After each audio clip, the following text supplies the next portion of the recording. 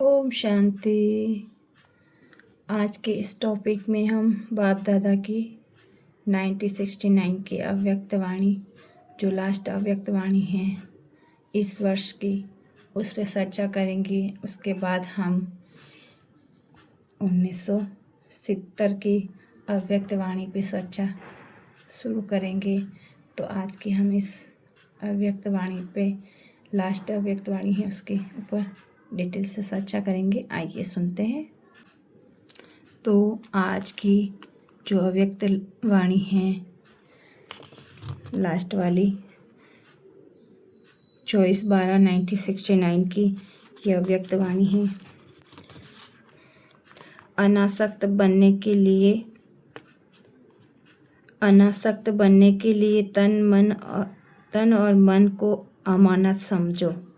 बाबा हमें यहाँ पे बता रहे हैं कि आप तन मन से अनासक्त कैसे हो सकते हो। अनासक्त होने के लिए उसको अमानत समझो। तो यहाँ पे हम शुरू करते हैं।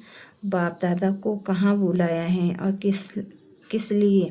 अभी कहाँ बैठे हो? मधुबन में हो या लेकिन मधुबन में भी कहाँ बाप आए हुए? फुलवारी में बैठे हो या महफिल में?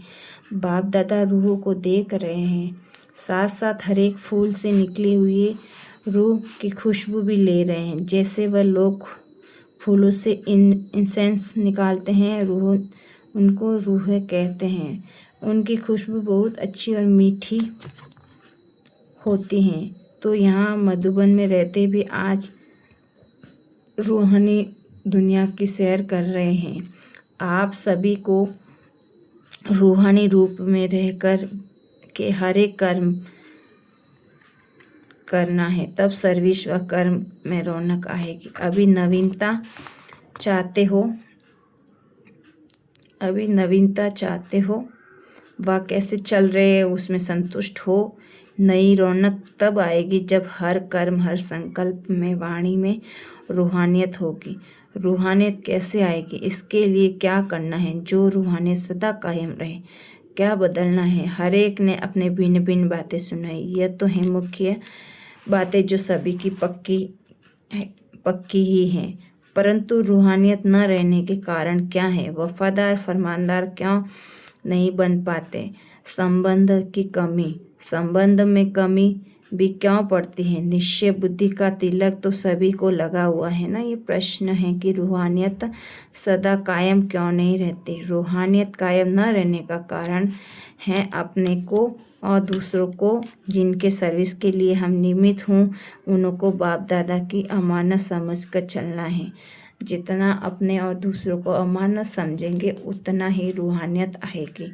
अमानत न समझने से कुछ कमी पड़ जाती है। मन में संकल्प जो करते हैं वह तो ऐसे भी समझ कर के करे कि वह मन भी एक अमानत है।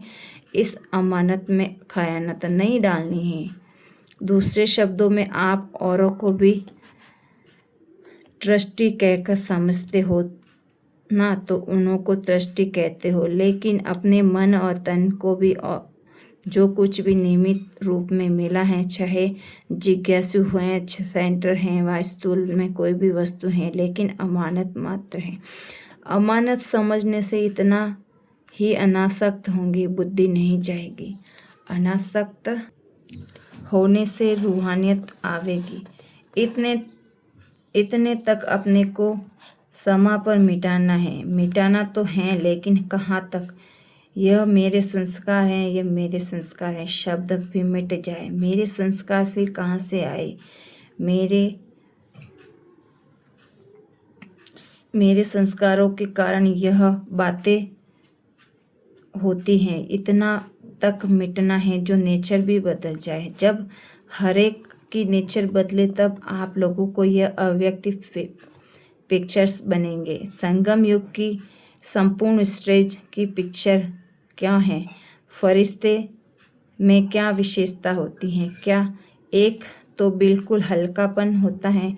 हल्कापन होने के कारण जैसी परिस्थिति होती है वैसी अपनी स्थिति बना सकेंगे। जो भारी होते हैं वह किसी भी परिस्थिति में अपने को सेट नहीं कर सकेंगे। तो फरिश्तेपन की मुख्य विशेषता हुई कि वह सभी बातों में हल्के होंगे, संकल्प में भी हल्के और वाणी में भी हल्के होंगे, कर्म करने में भी हल्के और संबंध में भी हल्के। इन 4 बातों में हल्कापन है तो फरिश्ते की अवस्था है। अब देखना है कहाँ तक 4 बातों में हल्कापन है। जो हल्के होंगे वे 1 सेकेंड में कोई भी आत्मा के संस्कारों को परख सकेंगे। जो भी परिस्थिति सामने आएगी उनको सेकेंड में निर्णय कर सकेंगे। यह है फरिश्तेपन की परख।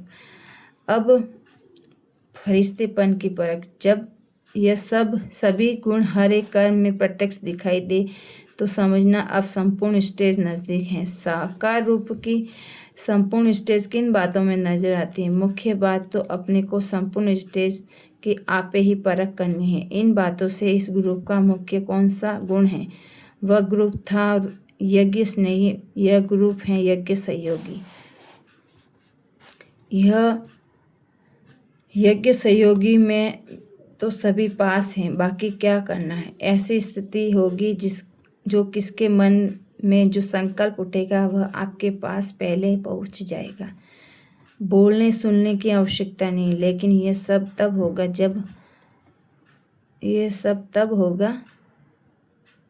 जब औरों के संकल्प को रीड करने के लिए अपने संकल्पों के ऊपर फुल ब्रेक पावरफुल हो। अगर अपने संकल्पों को समेट ना सकेंगे तो दूसरों के संकल्पों को समझ नहीं सकेंगे। इसीलिए सुनाया था कि संकल्पों का बिस्तर बंद करते जाओ। जितने संकल्पों की समेटने की शक्ति होगी उतना औरों के संकल्पों को समझने की शक्ति होगी। अपने संकल्पों के विस्तार में जाने के कारण अपने को नहीं समझ सकते हो तो दूसरों को भी क्या समझेंगे। इसीलिए ये स्टेज नंबर 1 पुरुषार्थ अनुसार आती रहेगी। ये भी संपूर्ण स्टेज की परख है। कहाँ तक संपूर्ण स्टेज के नज़दीक आए हैं उनकी परख इन बातों से अपने आप ही करनी है। ये ऑलराउंडर ग्रुप है ना। ऑलराउंडर का लक्ष्य क्या करना होता है? लक्षण है, लेकिन जो लक्ष्य रखा है वह कुछ आगे रखना चाहिए। अब तक प्रैक्टिकल में है उस हिसाब से कौन सा राज गिने जाएंगे? अभी की सर्विस से साक्षात्कार प्रमाण कौन से राज बनेंगे? पुरुषार्थ से पद तो स्पष्ट हो ही जाता है।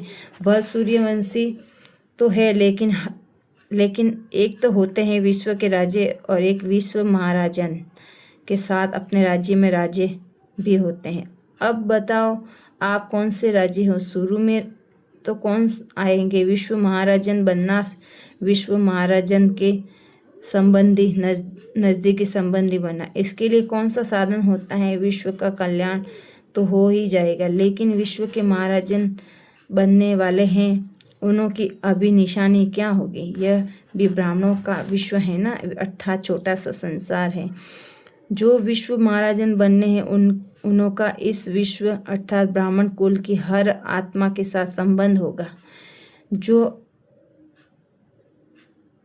जो यहाँ इस छोटे से परिवार सर्व संबंधों के साथ आएंगे वह वहाँ के विश्व महाराजन बनेंगे।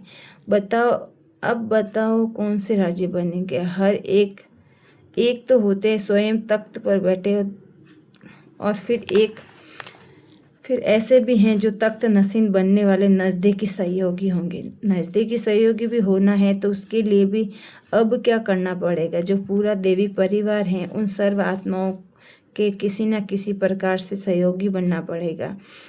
एक होता है सारे कुल के सर्विस के निमित्त बनना, दूसरा होता है सिर्फ निमित्त बनना, लेकिन किसी न किसी प्रकार के सर्व के सहयोगी बनना। ऐसे ही फिर वहाँ के नज़दीकी सहयोगी होंगे।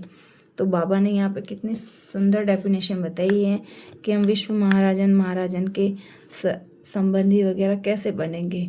तो हम इस तरह से उनके सहयोगी होंगे तो हम वहाँ पे भी इस तरह से हम नज़दीकी राजा महाराजन बनेंगे।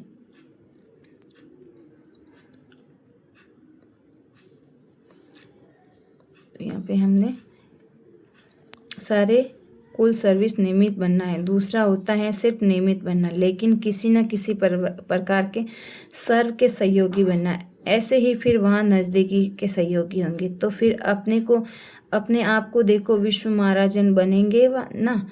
नंबर 1 विश्व महाराजन कौन से बनते हैं, वह भी दिन प्रतिदिन प्रत्यक्ष देखते जाएंगे। ऐसे नहीं कि अभी नहीं बन सकते हैं, अभी जंप दे सकेंगे। मेकअप करने का समय अभी है, लेकिन थोड़ा समय है, थोड़ा समय मेहनत विशेष करनी पड़ेगी, लेकिन मेकअप कर सकते हैं। विश्व महाराजन के संस्कार क्या होंगे? आज बाप दादा विश्व महाराजन बनाने की पढ़ाई पढ़ाते हैं, उसके संस्कार क्या होंगे? जैसे बाप सर्व के स्नेही और सर उनके स्नेही। यह तो है प्रैक्टिकल में देखा ना। एक के अंदर उनके प्रति स्नेह के फूल बरसाएंगे। जब स्नेह के फूल यहाँ बरसेंगे, तब इतने जड़ चित्र पर भी तो फूल बरसेंगे। तो यहाँ भी अपने को देखो कि मुझे अपने को ऊपर कितना स्नेह के पुष्पों की वर्षा हो रही है, यह छिप नहीं सकते। जितने स्नेह के पुष्प, उतने ही दोपहर में पूजा भी चढ़ेंगे। कहाँ कहाँ कोई पुष्प चढ़ाने के लिए कभी कभी जाते हो, और कहाँ तो हर एक रोज बहुत पुष्पों की वर्षा होती है। मालूम है इसका क्या कारण क्या है? यहाँ लक्ष्य रखो कि सर्व के स्नेही पुष्प पात्र बने। कैसे स्नेह मिलता है? एक को अपना सहयोग देंगे तो सहयोग मिलेगा, और जितना यहाँ सहयोगी बनेंगे, उतना ही स्नेह के पात्र बनेंगे, और ऐसे फिर विश्व महाराजन बनेंगे। इसीलिए लक्ष्य बड़ा रखो। आज एक भक्ति मार्ग का चित्र याद आ रहा है। आज देख भी रहे थे तो मुस्कुरा भी रहे थे। देख रहे थे कि अंगुली देने वाला तो है ना, अंगुली दी भी है व देनी भी है। कहाँ अंगुली पहुँची है? अगर अंगुली देनी है तो इसका मतलब है जहाँ तक अंगुली पहुँची है वहाँ तक नहीं दी है। पहाड़ उठा नहीं है क्योंकि इतनी भारी है क्या? इतनों को अंगुली भी मिल गई है, फिर भी पहाड़ क्यों नहीं उठता? कल्प पहले का यादगार है, वह सफल तब हुआ जब सभी का संगठित रूप में बल मिला है। इसलिए थोड़ा उठता है, फिर बैठ जाता है। हर एक ने अपनी अपनी अंगुली लगा रहे हैं, परंतु अब आवश्यकता संगठित रूप में स्वयं की अंगुली दी है। लेकिन अब संगठन में शक्ति तब भरेगी जब वह बल आएगा। अब शक्ति दल की प्रत्यक्षता होनी है। सभी तो फूल बने हैं, लेकिन अब गुलदस्ते में भी संगठित रूप में आना है। अभी कोई कहाँ अपनी रंगत दिखा रहे हैं, कोई खुशबू दे रहे हैं और कोई अपना रूप दिखा रहे हैं, लेकिन रूप खुशबू जब सब प्रकार के गुलदस्ते में आ जाएगी, तब दुनिया के आगे प्रत्यक्ष होंगे। अब ऐसे प्लान बनाओ जो संगठित रूप से कोई नवीनता दुनिया के आगे दिखाओ। एक होने के कारण मेहनत भी ज़्यादा करनी पड़ती है, लेकिन संगठन में मेहनत कम, सफलता जास्ती होती है। जब संगम युग के संगठन को सफल बनाएंगे, तब सर्विस की सफलता होगी। योग्यताएं सभी हैं, लेकिन योजना तक रह जाती हैं। अब अपनी योग्यताओं से औरों को भी बाप के समीप लाने योग्य बनाओ। ये जो ग्रुप है, यह है आत्माओं के संबंध जुड़वाने की नींव डालने वाला। जैसी नींव डालेंगे, वैसे ही उनको आगे जीवन बनेगी। सभी बातों में जितना खुद को मजबूत होंगे, उतना ही अनेकों की नींव मजबूत डाल सकेंगे। जितना अपने में सर्वशक्ति क्वालिफिकेशन होगी, ऐसी ही क्वालिटी आएगी। अगर अपने में क्वालिफिकेशन कम होगी तो क्वालिटी भी कम आएगी। इसीलिए ऐसे समझो कि हम सभी नींव डालने वाले हैं। अपने क्वालिफिकेशन से ही क्वालिटी आएगी। आप समान तब बन सकेंगे जब बाप दादा के गुणों की समानता अपने में लाएंगे। अच्छा, यहाँ पे बाप दादा ने अपनी वाणी को विराम दिया, और यहाँ पे बाबा हमें इस मुरली के सार का हमें यही बता रहे हैं कि रूहानियत कायम न रहने का कारण क्या है। बाबा में समझा रहे हैं कि रूहानियत हमारी कायम क्यों ना रहती है, हैं कि अपने ऊपर और दूसरों को जितना सर्विस के लिए हम निमित्त हूँ, उन्हों को तो बाप दादा अमानत समझ कर चलना है। जितना अपने को और दूसरों को अमानत समझेंगे ना, तो रूहानियत आएगी। अमानत न समझने से भी कुछ कमी पड़ जाती है। तो अपने मन में संकल्प जो भी करते हैं वो ऐसे समझ कर करें कि यह मन भी एक अमानत है। इस अमानत में खयानत नहीं डालनी है। दूसरे शब्दों में आप औरों को भी ट्रस्टी कहकर समझाते हो ना, तो फिर ट्रस्टी कहते हो, लेकिन अपने मन और तन जो कुछ भी निमित्त रूप में मिला है, चाहे जिज्ञासु, चाहे चेंटर, चाहे स्थूल में कोई भी वस्तु, लेकिन अपने को अमानत मात्र समझना है। अमानत समझेंगे तो इतना ही अनासक्त होंगे और बुद्धि नहीं जाएगी, है ना। तो हम भी अपनी वाणी को यहाँ विराम देते हैं और 1969 की अव्यक्त वाणी पूरी यहाँ पर समाप्त हो चुकी है। अब हम नेक्स्ट नए वर्ष की नई वाणी शुरू करेंगे नेक्स्ट टॉपिक में। अच्छा, ओम शांति।